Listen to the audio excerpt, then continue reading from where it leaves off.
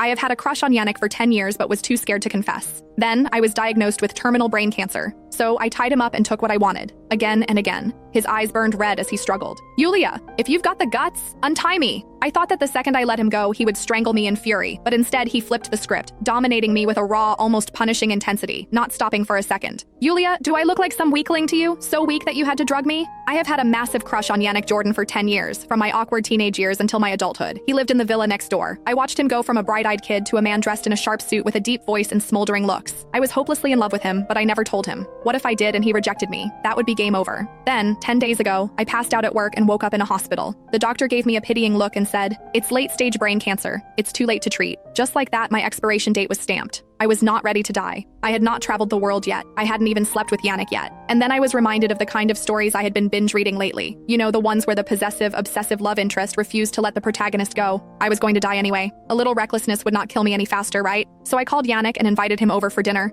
He was the CEO of Jordan Group, which meant that he was super rich and insanely busy. But he still agreed to come. When he showed up, he looked like he had just stepped off the cover of a billionaire romance novel. He wore a long black coat and had tired eyes, his entire being exuding an effortless cool. That was when I realized he had been overseas when I called. He had been on the plane for an entire day before walking straight into my little scheme. Suddenly, I felt a twinge of guilt. Maybe I should just let him go. But before I could say a word, he strode over to the dining table, sat down, and started eating. I watched as he drank the clam chowder that I had, doctored a little. He raised an eyebrow at me mid-sip. "It's been a while. Your cooking has improved." Yeah, no kidding. Because it was takeout from the best restaurant in town. Why takeout? Because if I had cooked, it would have been so bad he wouldn't eat enough for my plan to work. By the time I grabbed a bowl from the kitchen, he was already looking a little woozy. I bit my lip. "Tired? Want to lie down?" He nodded. "I'm a little dizzy." "Take a rest then." We had known each other forever, so trust was not an issue. Hence, he followed me to the guest room without a second thought. Yannick was out cold. I struggled to peel off his coat, my fingers brushing against the crisp white fabric of his dress shirt. Beneath it, I could just barely make out the contours of his body. I swallowed, my throat suddenly dry as my pulse hammered against my ribs.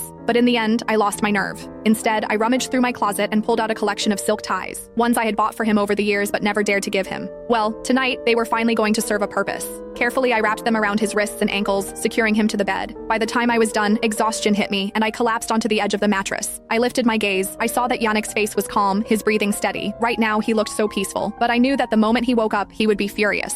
Just like the last time when his mother casually suggested that we should just get married, he was annoyed. I let my eyes linger on his face, memorizing every detail. I did not have much time left. In a few days, I would not get to see him ever again. I had spent my whole life being good and selfless. But now, at the very end of it, I wanted to be selfish just this once. Even if he ended up hating me, maybe that would be better. If he hated me, then he wouldn't be as sad when I was gone. His phone started buzzing from inside his coat pocket. It was his assistant, Jason Lindell. I hesitated for only a second before answering. "Yannick's exhausted," I said, keeping my voice casual. "He was knocked out after eating." Jason